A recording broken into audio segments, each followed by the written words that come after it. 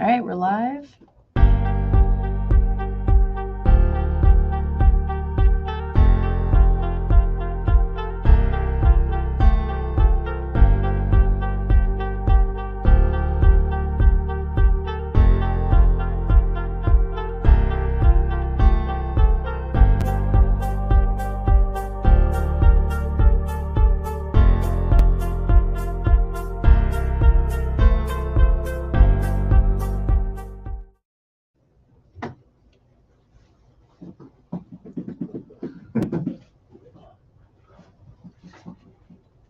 What's up, everybody? Welcome to another edition of Sneakers and Cleats, episode 91. Glad to be back. We kind of went on a little mini break here, a little bit. Vacation was good for y'all, right? Yes, vacation was good. Eclipse was good. I think that's why that wiped us out on Monday, right? Yeah, a little bit. We were just Vacation was good. Eclipse was non-existent.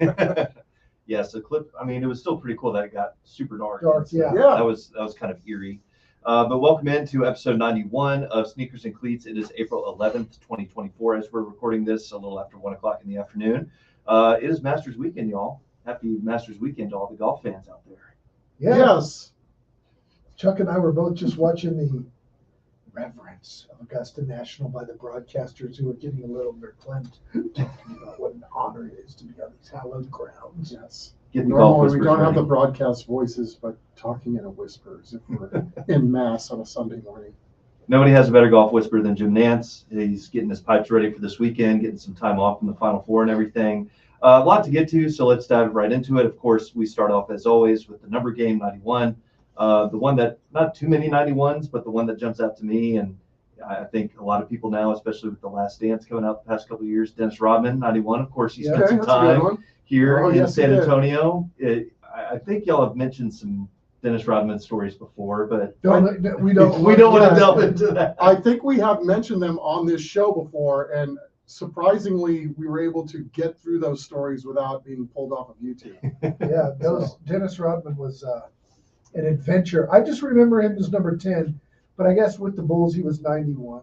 You got Kevin Green on your list, the late great Kevin Green, Mhm. and I got a Kevin Green story. We were in the airport in Panama City Beach, Florida, waiting in the gate for a plane when my kids were fairly young. Could not have been nicer to the kids. Always nice to hear. Yeah, great guy. Big Pittsburgh linebacker and obviously NFL Hall of Famer. So Yeah. we also threw in a Cowboy, not a special teamer, but LB Ladouceur. Hopefully, I don't think I'm pronouncing that correctly, but the Canadian long snapper, Yeah, longtime Canadian long snapper for the Cowboys. Just Yeah. I think got out of the game not too long ago, a couple of years ago maybe. Big dude. And a teammate with Aaron Rodgers at Cal. How about that? How did about not that? know that. So there you go for all the trivia buffs out there. Yeah, right. A lot happening today, obviously. Of course, earlier this morning, the passing of O.J. Simpson and everything that he has with his sports career, and of course, pop culture and everything else that goes along with that. And then, of course, college basketball news. Scott Drew still hanging out in the Lone Star State. Man, that says a lot about his job at Baylor, because the way the tea leaves were breaking, it looked like he wanted the job, and maybe he was trying to convince the missus. And she got on a plane yesterday, a private jet, flew to Lexington. They apparently gave her the grand tour of the campus and the town and everything.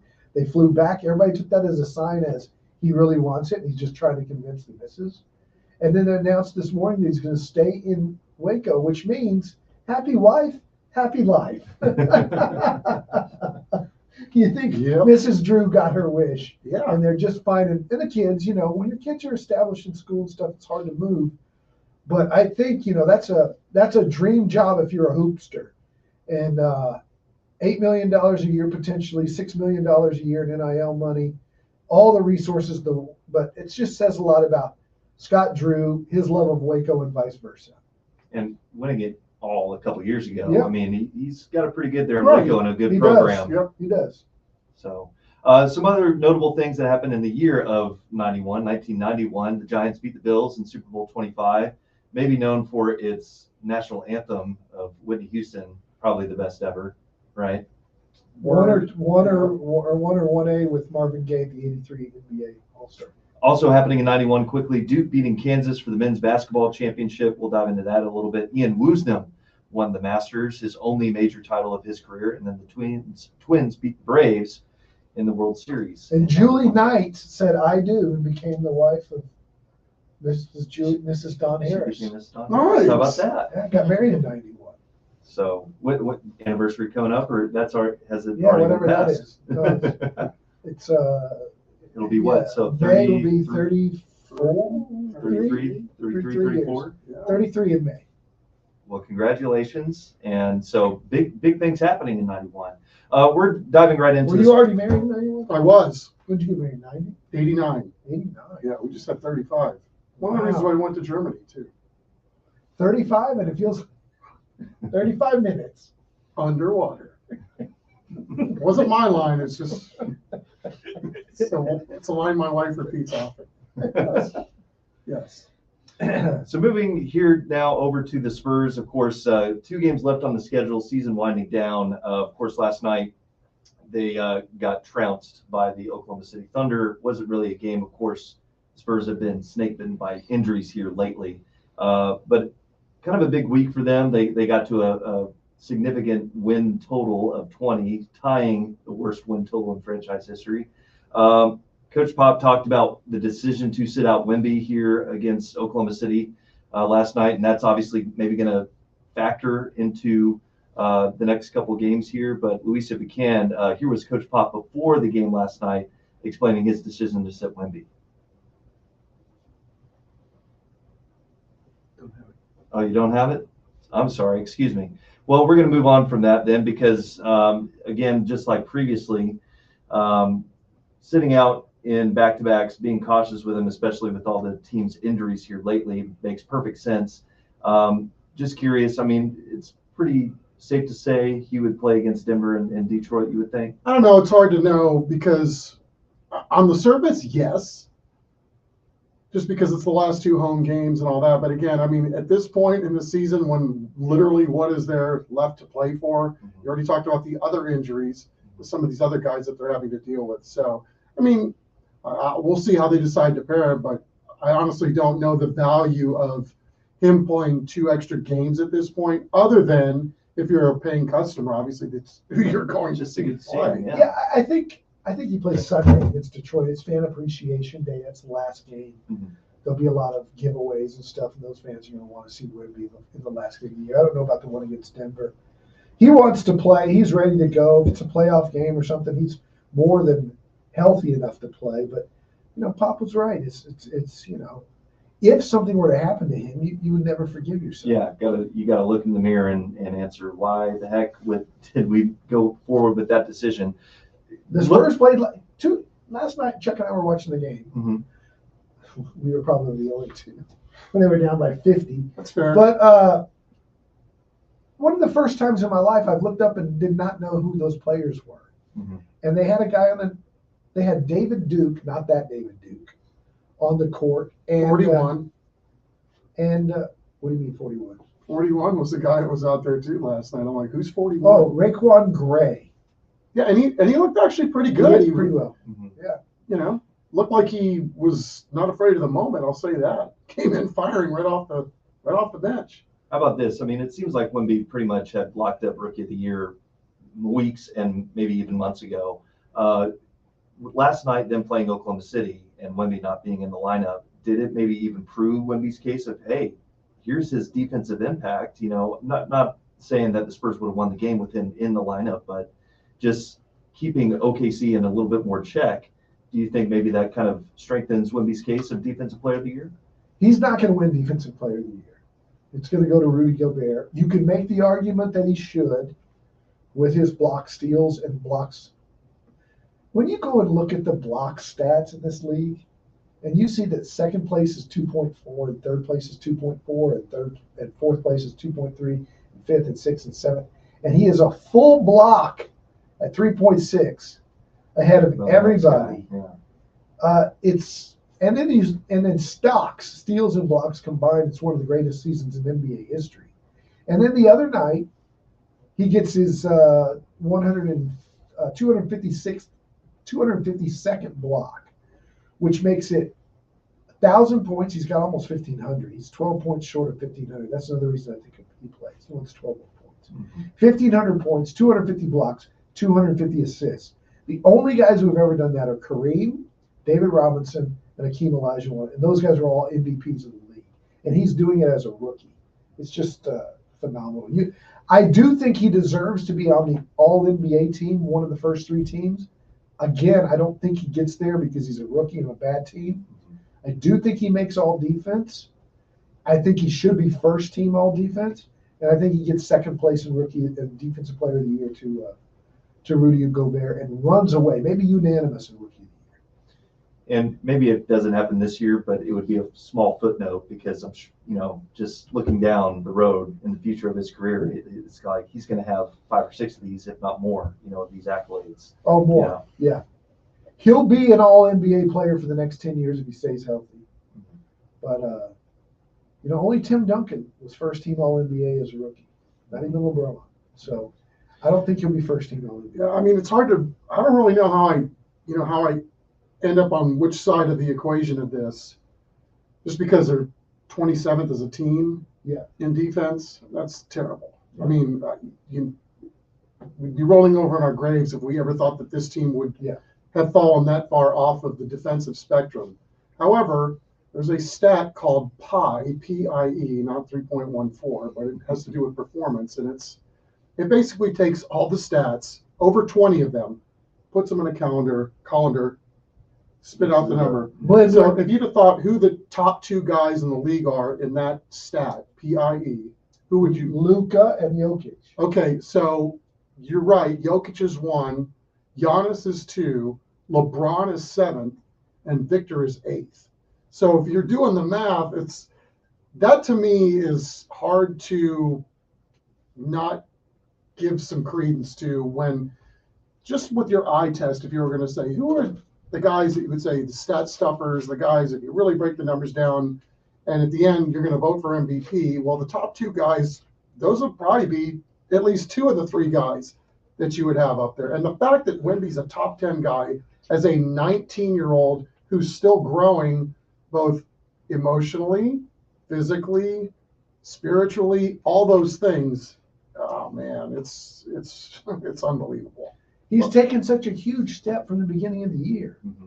I mean, he's gone from a guy who was he has a lot of natural God-gifted ability and length and size and all that, to he's one of the best players in the league.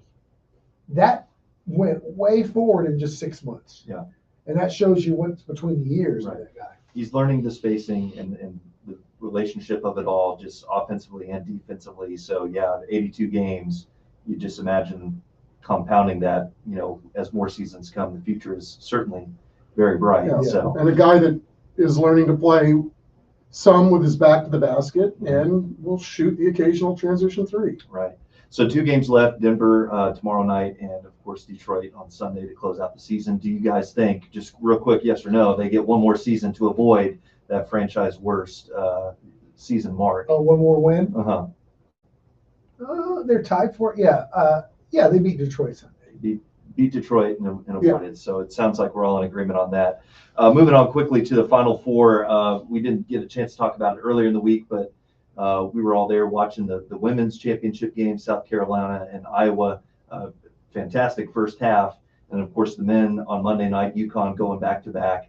Just real quickly, your thoughts on the state of college basketball. Of course, the women's game outdrawing the men's game. Both viewership was up, obviously, for both games. But is it sustainable for the women's game just with all those stars leaving for the WNBA? Yeah, that's a really good question, Zach. I'm not really sure. All I know is that the WNBA is sure getting a bump. I mean, we were talking about this morning, that CBS has now come to the table with dollars and more visibility for the WNBA game. And the fact that Las Vegas, when they play Indiana, and Indiana has the #1 pick. So before Caitlin Clark even gets to the WNBA, they've already made a venue change, expecting a huge crowd for when Caitlin Clark comes to Vegas.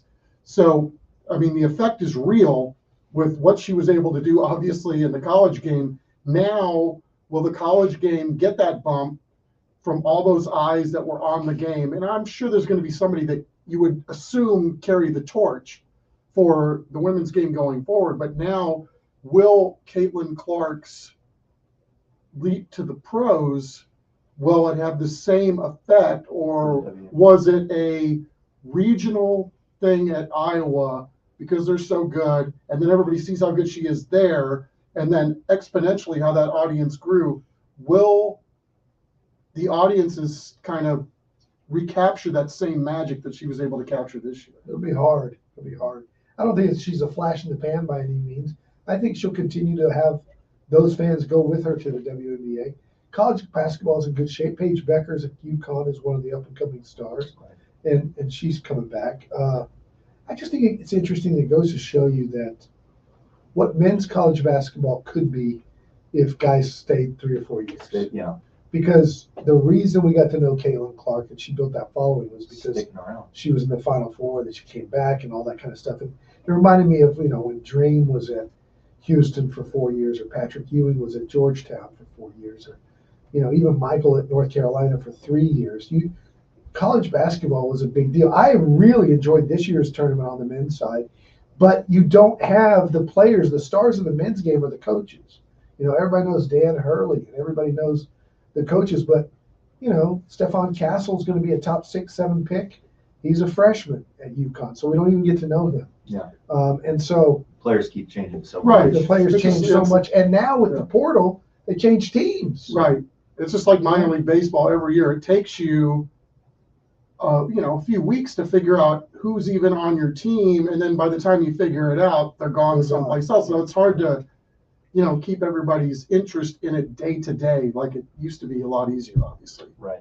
Impressive runs though by South Carolina and UConn. I mean, UConn going back to back. That's Yeah. They're very good. Dynasty, and Dan Hurley's got something He really should be the special star. going there. Yeah. He should be the star because their sets and the stuff they ran, and as well coached as they were and as hard as they play, it was really fun to watch. Yeah, and they leaned on the portal a lot, so to be able to turn that into what they were able to turn it into as quickly as they did, it's pretty amazing. And as much attention as Caitlin Clark gets, Dawn Staley has something really awesome at South Carolina. She's special. The only loss coming to Clark's Iowa team back in the Final Four of last year.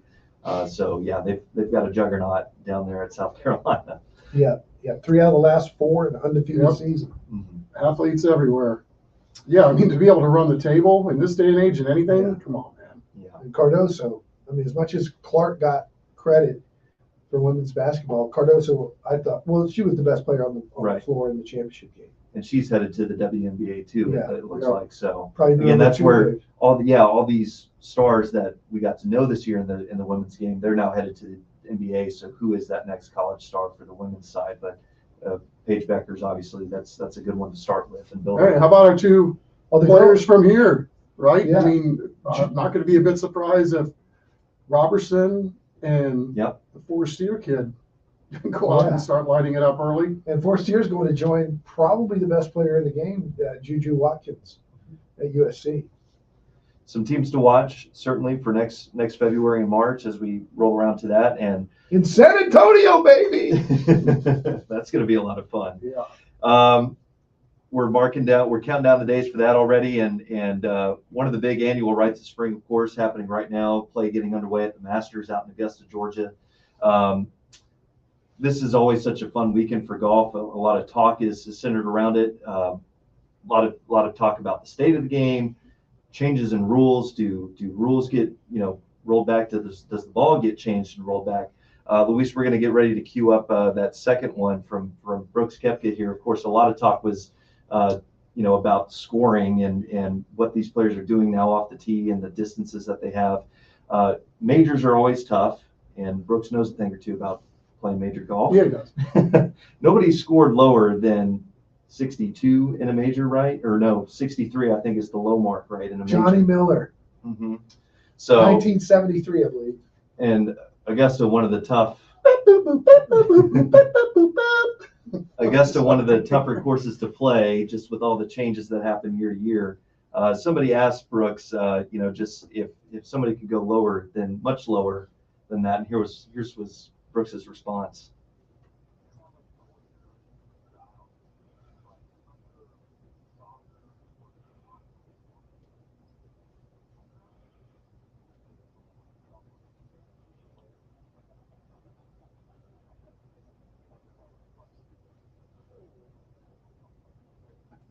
So a good sassy Brooks Koepka Yeah. is always good for the Masters. 59, yeah, probably not attainable at Augusta National. But who's your pick for the Masters this year? I mean, I'll just take the easy one and say Scheffler just because he's been dominating. Right. Could have won 3 tournaments in a row coming Yeah. in, missed one putt. He's a strong pick. Although, his putter is not the strongest club in his bag. I've been high on Victor Hovland for a few weeks, even though he's been struggling. Wyndham Clark is another good pick, I think, this week. The kid who played at San Antonio, Akshay Bhatia, is red hot. But I like Scheffler just because he's the best player in the game and he's playing really well. I'm going to go with Spieth. I don't know why. It just feels like his confidence, even coming here to San Antonio, and he says, I really like where my game is at, and the scoring necessarily hasn't been what you would think it'd be given how well he's playing. But I don't know, man. He's had top 4 finishes out of his 10 starts there. I mean, something tells me we're going to see the very best of that guy this weekend. Yeah, he said that when he was playing here last weekend that he was driving the ball really well. It's just it hasn't translated to scoring. And he took an adventure on Saturday. Right. On 18. Don, you were there that day. I mean, so from a pretty frustrated end on Saturday to feeling. Of course, everybody feels good about their game. Before they tee it up at Augusta, but should be a fun watch this weekend. Looking forward to that. And then on the note of BTO, what a finish on Sunday. Oh, great. My mom, who's 87 years old and does not watch golf, texted me and said, what an exciting golf match. She was watching on NBC and just because it was in San Antonio. And it was thrilling. I just can't believe that a guy can get that hot. And then you're looking back at what he was able to do. Was it 7 birdies in a row, I think? Was it more his putter or was it more of it? I mean, he was just giving himself more makeable attempts because of how good he was coming in at the green. I mean, yeah, that was unbelievable. He went from thinking, ho-hum, just get this thing over with, highlights already cut, to birdie, birdie, birdie, birdie, birdie, birdie, game on. And then for Akshay to be able to hit that bomb on 18 as well to force OT. I mean, yeah, that was, one of those things where I thought the whole tournament is setting up for us, right? All the big names are doing pretty well. Rory's playing great, Spieth's playing great. And then at the end, it's just 2 guys that almost lapped the field. And they put on one hell of a show there towards the end, no question. Speaking of lapping the field. Yeah, that sets us up for Miss Elizabeth Leachman. Wow is really, where it starts. Yeah. Because just a sophomore distance runner from Bernie Champion. Dawn, you've got a little bit more on her background and just how she started in running. Well, the way that I say it to people is, Chuck and I have been doing this a long time in San Antonio. I covered Shaq in high school in San Antonio. We covered Priest Holmes, Wayne McGarry, Jordan Clarkson, who's stud. Of all the greats to come out of San Antonio High School, did any of them do what she's done already at 16? She's the national record holder in the 2 and 3 mile runs in this country. And they've been running those races a long, long time. And then she gets invited to go run with the college girls at the Texas Relay in a field of 22 grown women. She wins by 35 seconds and sets not only a national high school record, but the meet record at the Texas Relays. That's like one of the most prestigious track meets in the world, year after year after year. And it's the Myers Stadium record. And, track and field's a big deal at Texas with, the Olympians that they've had and all that, and all those different races. So to do this as a high school sophomore is just remarkable. Now, will she keep it up? Once her body starts to change, will she continue to love running the way she did? You asked the question about how she got started. She got started because she was in middle school, and her parents basically said, you can't stay in the house during COVID. You can't just sit here all day in the house after you finish your homework. Go do something. And she went out and started running, and she fell in love with it, and the pace is just incredible. And you were out there shooting it, Zach. I mean, to see the way she runs compared to the other girls, her classification, her age group, even in all of Texas high school, it's just like she's running past people who are walking. Yeah. I mean, having shot the past couple track meets, the district and area, I mean, it's the first lap and it's not even, halfway through 200 meters. She finds a way to the front of the pack, and then she finds a gear and she just goes. It's really impressive. You have her and Nunez going to state again, Yeah, more than likely. yeah. I mean, jeepers. I mean, what a good time to be around here covering sports. And it's, so y'all have talked about just all the greats in over the decades that y'all have been here covering high school sports, seeing nothing like it. Well, for the coaches who are seeing her every day, it's something new that they haven't seen either. Here's a little bit more insight from Coach Kevin Brown and Elizabeth Leachman herself.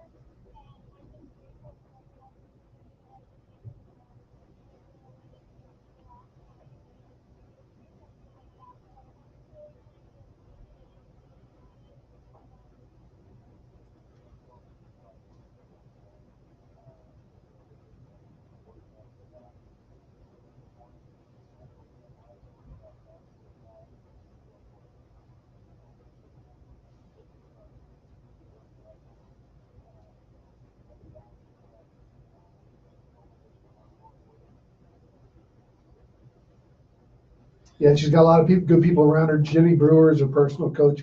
Kevin Brown there is the track coach at Bernie. The distance coach is a long experienced guy. Her parents are fantastic people. Got her very much grounded. Of course, she's just a sophomore in high school. She has no idea how good she is. She has no idea how good she is. She's a completely humble 4.0 student. Just wants to be a part of the team. She's had offers already for NIL, for Nike. These are the shoe companies come in with people like this and say, leave Bernie, come to IMG, come to these other places, be a Nike runner, we'll sponsor you. She just wants to hang out with her kids at Bernie Champion, her girlfriends that are on the track team with her, that she doesn't have her driver's license yet. So she's just a great kid. And right now, that's my concern for her is that all this attention, changes, who she is. I hope she just continues to do what she's doing and just loves to run, because she's going to get a lot of pressure. Yeah, why drive when you can run? Get there pretty quickly. Here's the crazy thing, based on that 5,000 time that she ran in New York that set the national record, she qualified with that time for the Olympic trials at Eugene. And there's a good chance that she gets invited. Can you imagine being invited to the Olympic trials at 16? Now, she's not going to be one of the top 3 people to make the team for the 5,000 in the Paris Games this summer, but she's definitely on the radar for 2028, 2032. It's incredible to see her get this kind of attention already. And after her 1600 race, we're just kind of judging off body language here, but just she's competing with herself. You made that comment of, it looked like she wasn't too pleased with her time. There had to have been a 30-mile headwind on the far side of the track, but yet she's still running a sub 5-minute mile. It's just incredible. Yeah, Jack Green tells the story last year where, like, her brain is like more powerful than her body. Mm-hmm. She was so far ahead of everybody, and her body just collapsed. Like her body pushing was it so hard. That was it, Mm-hmm. and she was able to bounce back from that and then go win another race a little bit later. But that just goes to show you that her brain is way in control of the situation here. It's not just her training her body. Her brain must be really that video is else disturbing to watch, because she doesn't even know she's going to collapse. She's just running and her body just gives out on her and she falls on her face. That was in the 32, so she didn't qualify for state, and that's her best race in high school. She goes out and comes back to win the 16, and then she wins state as a freshman in the 16, and she says, that's not my race. Must be nice. Well, certainly an athlete to keep an eye on here over the next couple of years, and regional meet is coming up here at Hero Stadium next week. So if you're looking to see something incredible, be sure to maybe swing on by there. I'm sure we'll be covering her next step on her journey as she looks to make a return trip to state. Well on her way already, so something to look forward to there. That's about going to wrap it up, I think, for this edition. Chuck, Dawn, any parting thoughts here as we head out for the weekend and get ready to watch some more golf, wall to wall? We bring some hot chocolate. Yeah, we need to warm up in here. It's nice and chilly once again. I see the needle hovering just around 60 degrees here. So than last time. I'll plug a Sports Sunday this week. Join Manu Ginobili on Sports Sunday to see what his new favorite sport is. I will bet you've never heard of it. There's a tease for you for next Sunday. So that's going to wrap it up for episode 91 of Sneakers and Cleats. Thanks so much for joining us. You can download it wherever you get your podcast from. Be sure to like and subscribe on the website. Be sure to check it out. And then we will catch you next week for the next episode. Everybody have a great weekend. For the Reggie White episode. 92. 92.